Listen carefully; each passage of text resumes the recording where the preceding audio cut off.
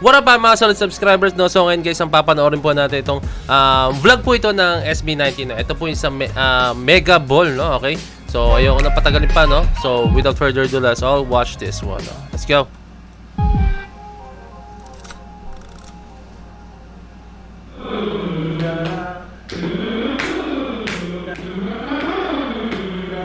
Okay boys, kailangan natin pumunta doon because we started the rehearsals.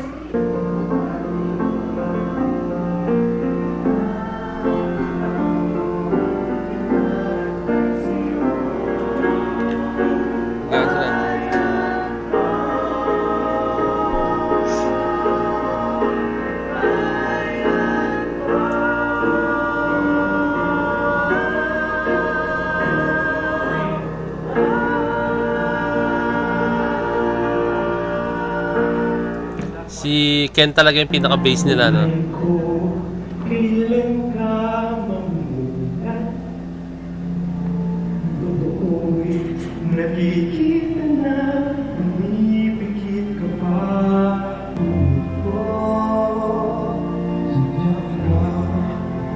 Nalaman mo ikaw'y ang susubok. Kailan kapag wala ka nang magagawa, kapag wala ka nang inuupa.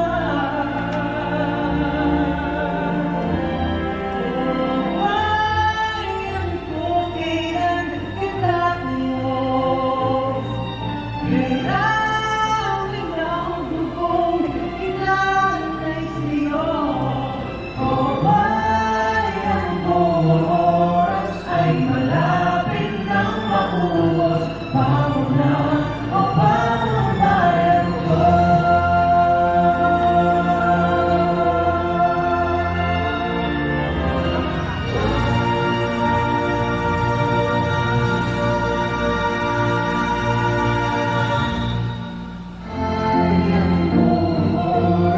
Ay malapit nang maubos. Pauna o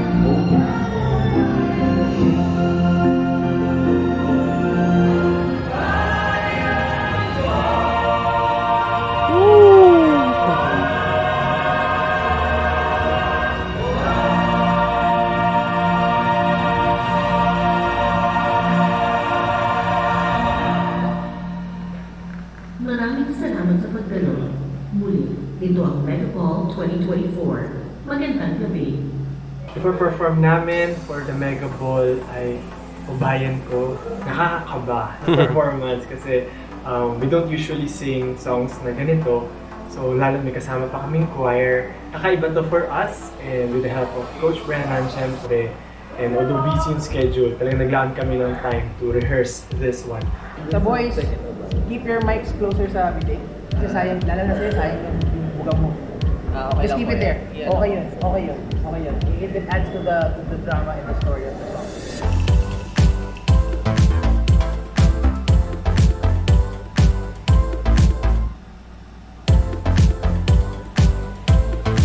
Grabe, napaka-fashionista talaga ng ating mahaliman. Nakakasambok ni Ken, ha? Yan, ganito yung gusto kong book ni Stella, eh. Ang neat tingnan.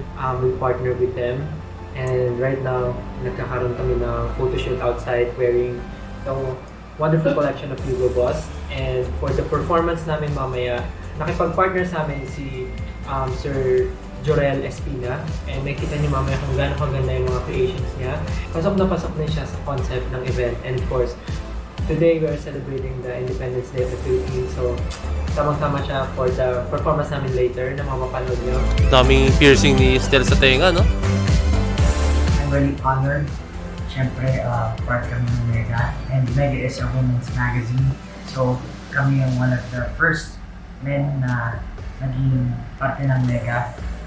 And siyempre, masaya ako na ginagawa ng yung ganitong klaseng event. Celebrating Independence Day. And lagi natin siyang dapat i-celebrate kasi ang kalayaan ay isang bagay na treasure para sa atin. Kalayaan para lumikha, kalayaan para sabihin yung opinion. So, yung kalayaan na yan, very precious siya.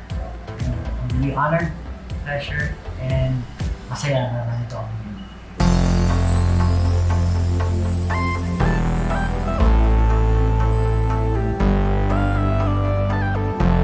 Grabe na yung mga bisita.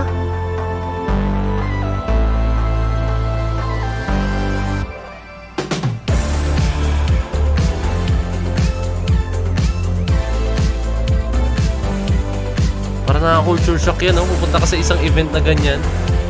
Tapos yung mga kasama, yung mga bisita, yung mga big time. Kuya Kim.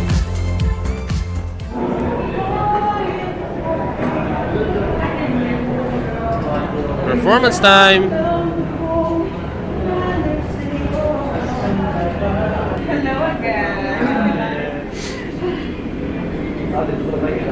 Ay, hindi. Parang photoshoot yata gawin nila.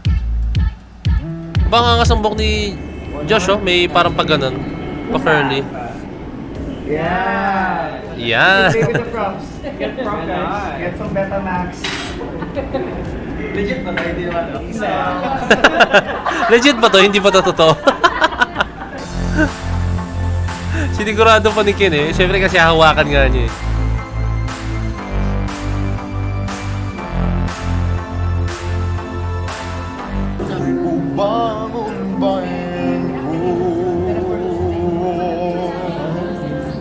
Very tawag ng tangkala. Oo. Tapos alam niya kumakanta ng gumagano.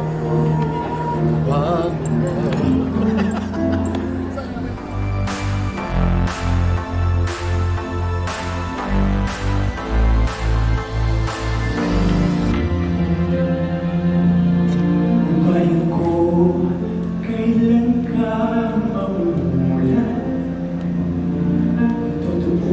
Gulat sila. Ay, nasa likod pala.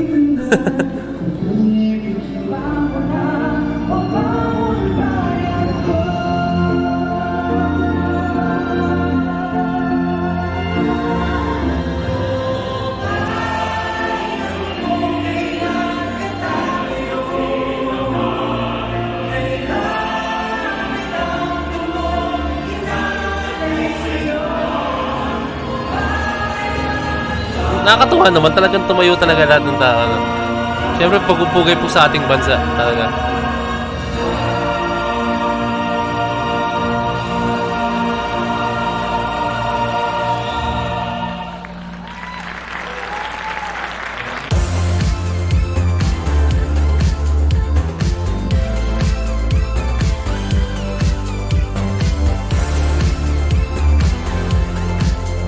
Ang sambok ni Josh. Nangangasan ako sa vlog ni Josh, may pag ganun, no?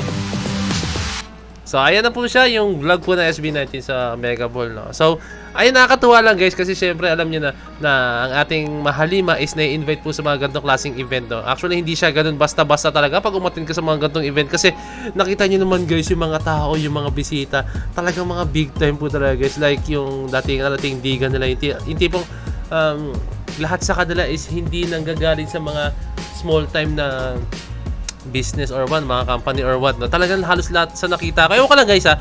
Ewan ko lang, baka sabihin nyo, ang yabang ko naman or parang ang taas naman tingin ko sa mga sinasabi ko, no? Basta ilan napansin ko yung event nila. Talaga napaka ano niya.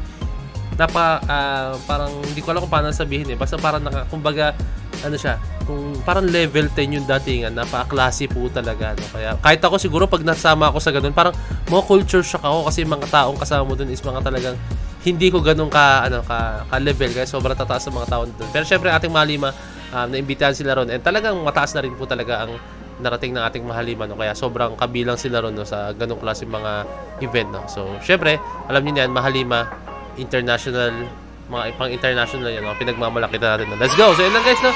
Kindly like, comment, share, subscribe. Si This Me Point of View signing out. Peace, let's see.